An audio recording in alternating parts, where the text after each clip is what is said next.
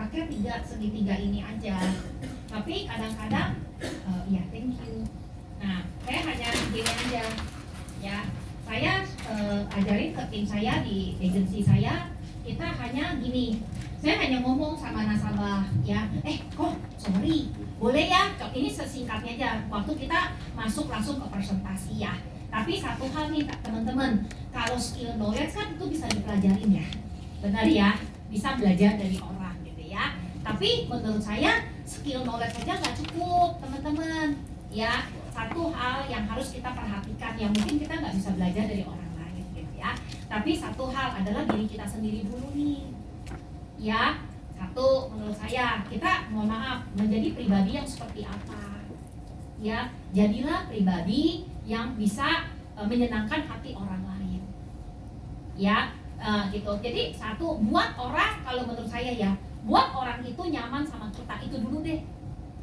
Karena lu sebagus apapun presentasi lu gitu kan, sebagus apapun orang yang lu sampaikan, tapi kalau di awal dia udah nggak nyaman sama lu, susah, percuma gitu ya. Jadi kalau menurut saya, kitanya dulu teman-teman ya, kita apakah menjadi seorang pribadi yang dilihat orang enak gitu ya. Nggak harus cantik ya, nggak harus ganteng ya. Saya juga kan jauh dari kata cantik gitu ya, biasa-biasa gitu ya.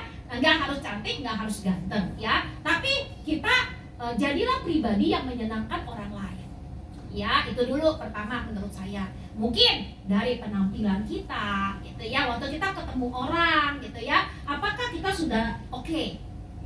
Ya, apakah, karena gini teman-teman, pada saat kita ketemu orang, dia satu hal, dia pertama dia screening kita dulu. Ya, pada saat saya bilang, Eko, Paula, ya kan? Pada saat Eko, apa kabar? Saya Paula, ya kan? Pada saat bilang, Eko, apa kabar? Pagi kok, selamat pagi, Paula kok dari Prudential. Pada saat saya ngomong gitu, dia langsung apa? Screening saya, sip. Ya, dia langsung screening. Dia langsung lihat di hadapan gue ini berdiri siapa, nyaman atau tidak. Pada saat dia nyaman, teman-teman, dia langsung terbuka hati dan pikiran dia. Tapi pada saat dia udah nggak nyaman dengan penampilan kita, dengan keberadaan kita, lu mau ngomong apapun, dia sudah cepat lu pergi. Intinya kayak gitu teman-teman. Ya, jadi satu hal ya, sekali lagi, skill knowledge tuh gampang dipelajari ya. Tapi satu hal, yuk kita sendiri, menurut saya jadilah pribadi belajar. Itu saya belajar teman-teman, nggak gampang. Dari orang yang jutek saya harus belajar ketemu orang, saya harus belajar bicara, saya harus senyum sama orang, saya harus basa-basi sama orang, saya harus memuji orang. Itu buat saya, yang tidak pernah saya lakukan sebelum saya di Prudential. Oke ya, saya belajar. Jadi pada saat itu saya belajar, teman-teman jangan lihat saya hari ini ya. Dulu saya dikomplain abis-abisan sama tim saya.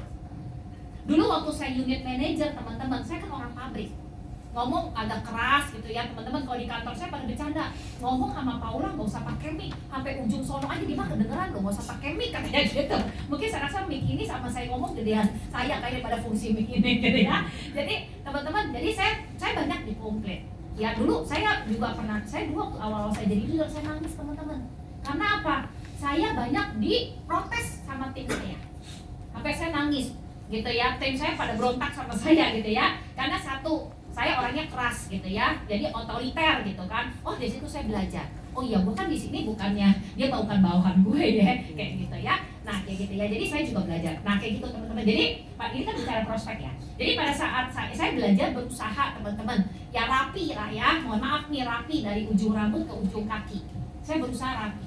Ya, jadi kalau umpamanya nggak apa-apa deh teman-teman. Sorry ya, saya bicara maksudnya saya anggap teman-teman tuh tim saya gitu ya. Saya kadang-kadang kalau mau ketemu orang gitu ya, saya kadang-kadang saya ke salon dulu teman-teman, gitu ya. Ke salon untuk apa? Ngeblow rambut, bukan make up ya, saya nggak suka make up. Tapi saya ngeblow rambut biar penampilan saya rapi aja. Daripada saya nggak bisa ngerapin rambut saya sendiri gitu ya. Jadi saya ke salon, kalau saya mau ketemu orang gitu ya, saya ke salon deh. Ya ngeblow. Jadi seminggu saya bisa kadang-kadang setiap hari ke salon gitu ya. Dulu 2 hari sekali ke salon gitu ya. Sekarang COVID kan, pandemik ya. Jadi setiap hari pulang keramas gitu ya. Jadi rambut acak-acakan ya udah. Jadi kalau ya gitu, karena apa? Saya mau belajar gitu ya, orang lihat saya rapi gitu ya, gitu. Jadi saya kalau mau ketemu orang saya ke salon dulu. Ke salon apa? Ngeblur rambut gitu ya. Jadi biasa lebih pede gitu loh ya. Nah jadi saya belajar untuk lebih rapi gitu ya. Jadi saya Paula gitu. Jadi orang nyaman dulu kayak gitu ya. Nah setelah nyaman satu ya, jadi orang nyaman dulu ya teman-teman sama kita. Terus tutur kata kita ya.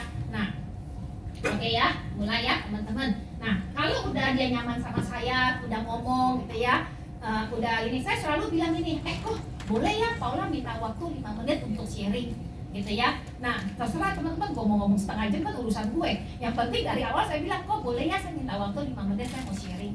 Nah saya suka ngomong gini teman-teman, kok pernah dengar nggak kok yang namanya pilar proteksi? Nah saya kadang-kadang semua dimulai dari sini. Kalau saya bingung mau ngomong apa, saya selalu nanya, kok pernah dengar nggak kok yang namanya pilar proteksi? Ya, pilar proteksi itu seperti ini kok. Ya, yang pertama yang namanya cash flow protection. Nah, saya selalu mulai basa-basi dari sini teman-teman. Yang kedua adalah income protection. Dan yang ketiga adalah asset protection. Nah, saya bilang cash flow protection. Apa sih itu kok cash flow protection? Cash flow protection itu adalah sesuatu kok yang sangat mengganggu cash flow kita. Sorry ya kok, bukan kita hari ini nggak punya duit, ya. Tapi kalau sampai terjadi sesuatu ya yang butuh puluhan sampai ratusan juta, bahkan miliaran, itu sangat mengganggu cash flow kita. Kenapa? Karena umumnya kok yang menurut survei ya, kita bukan orang nggak punya duit, tapi menurut survei biasanya kok kita tuh mohon maaf kok kita duit masuk, income kita udah ada postingnya. Buat bayar KPR rumah, kreditan mobil, kreditan rumah, anak sekolah, pembantu, bla bla bla bla bla. Ya kan? Yang kita sisanya biasanya nggak begitu banyak ya kok yang kita bisa saving. Nah, tetapi kalau tiba-tiba sampai terjadi dalam 1-2 hari kita harus keluar puluhan sampai ratusan juta bahkan miliaran, pasti sangat mengganggu cash flow kita. Ya, nah itu apa kok? Biasanya kalau sampai terjadi yang namanya sakitnya yang sampai membutuhkan kita rawat nginep, masuk rumah sakit. Dan apalagi kalau ada tindakan pembedahan, itu saat ini kok nggak akan kurang dari di atas 50 juta. Ya kan? Jadi bukan nggak ada duit ya kok, tapi kalau kita dalam waktu 1-2 hari kok sakit butuh puluhan sampai ratusan juta, kira-kira terganggu nggak cash flow kita?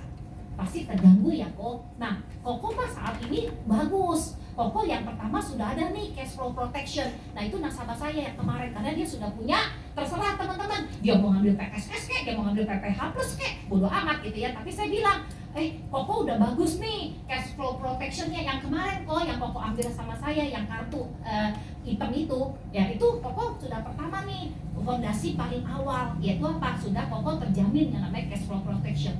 Jadi kalau Koko masuk rumah sakit, butuh rawat inap dan tindakan segala operasi, tinggal tunjukin kartu, kita akan bayar semua sesuai tagihan selama plannya sesuai, kamarnya sesuai, dan wilayahnya sesuai. Maka kita akan bayar sesuai tagihan. Tapi cash flow protection aja cukup nggak? Nggak cukup. Koko kan bayar premi ya kok ya. Ya kan? Nah, kita perlu kok yang kedua yang namanya jaga income kita.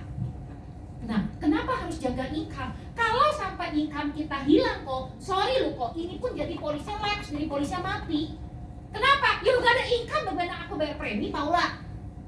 Jadi kok sebenarnya kok ada jauh yang lebih penting kok daripada cash flow protection ini, yaitu apa? Jaga income protection kita. Dan income protection yang bagus itu minimal kita harus punya 3 tahun sampai 5 tahun biaya hidup. Itu harus ready. Jadi kalau kita sampai terjadi apa-apa kok, minimal ada 3 sampai 5 tahun biaya hidup kita. Supaya apa, kalau terjadi apa-apa enggak langsung ini gitu loh. Ya kok. Nah, apa sih kok yang bisa menyebabkan income protection kita hilang? Adalah satu, kalau kita sakit kritis. Kalau kita apa? Cacat. nggak bisa kerja lagi. Atau mohon maaf kok, kalau kita dipanggil sama pencipta kita, maka income kita akan hilang. Bagaimana kok kalau orang-orang yang kita sayangin dia masih butuh kita, mereka belum siap. Ya, nah, dan yang terakhir adalah asset protection. Nah, boleh ya kok saya jelasin mengenai income protection. Nah, boleh ya kok, nah kayak gitu. Dan atau dia kadang-kadang nasabah nanya, maksudnya Paula income protection seperti apa? Nah, boleh kok. Jadi kalau seandainya mohon maaf kok sampai kita meninggal atau sakit kritis, maka kita akan keluarkan sejumlah dana. Minimal kok yang tadi saya bilang, kok harus punya 3-5 kali biaya hidup. 3-5 tahun biaya hidup kok. Jadi kalau ada apa-apa kok nggak sampai goncang, tetap income tetap berjalan. Jadi kita bisa konsen kok masuk rumah sakit pakai ini. Nah, biaya hidup sehari-hari masih ada yang jaga kita. Oh, jadi berapa? Ya bentar ya kok, coba aku simulasiin kayak gitu. Nah, biasa sih gitu teman-teman. Dan satu hal, jangan takut. Ya, banyak saya lihat agent itu takut. Banyak kadang-kadang kita pakai kacamata kita. Kita untuk bikinin ilustrasi 10, 20, 30, 50 yang kita takut tuh teman-teman.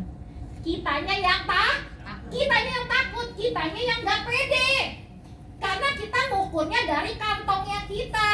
Karena kita ngukurnya dari kacamatanya kita. Padahal kita lihat, kita berani gak sodorin dia 30M, 50M, 100M, berani gak kita? Karena kita bilang, jangan kemahalan, aku tuh tadi bilang, iya kan? Tapi kalau dia lifestyle-nya tinggi, kita kasih 5M, 2M, 3M, dia ketawa. Kenapa? Begini mah gue juga ada. Ngerti ya teman-teman ya? Jadi kalau saya sih terus terang, saya kalau sodorin nggak kurang dari 10M. Tapi kita harus lihat ya, orangnya yang tepat. Memang dia punya duit dan sehat, gitu loh. Ya, jadi saya sodorin 10M. Kemarin juga saya ada sodorin 30M. Gitu kayak gitu sih teman-teman. Jadi mohon maaf teman-teman, sorry ya, bukan kesehatan kita jelek, mohon maaf ya, bukan kesehatan kita jelek, mohon maaf, bukan kesehatan kita jelek, tetapi untuk jual kesehatan, untuk teman-teman bisa dapat omset yang besar, sorry mau jual berapa polis, dibandingin teman-teman jual UP 10 miliar, 10 miliar umur kaya saya aja. Kemarin umur 53, 54, aduh ketahuan deh umur saya ya. Yang umur 53, 54 aja kemarin hampir 350 juta 10 tahun pewarisan. Tapi kalau teman-teman mau punya omset 350 juta, jual PSS, jual PPH, terus berapa polis? Gitu. Paham ya teman-teman ya. Jadi di tim saya senangnya jual PCB 88 dan pewarisan daripada kesehatan. Kesehatan mah is okay lah, tambah-tambahin aja gitu ya. Nah kayak gitu. Oke ya teman-teman, kayak gitu sih aku.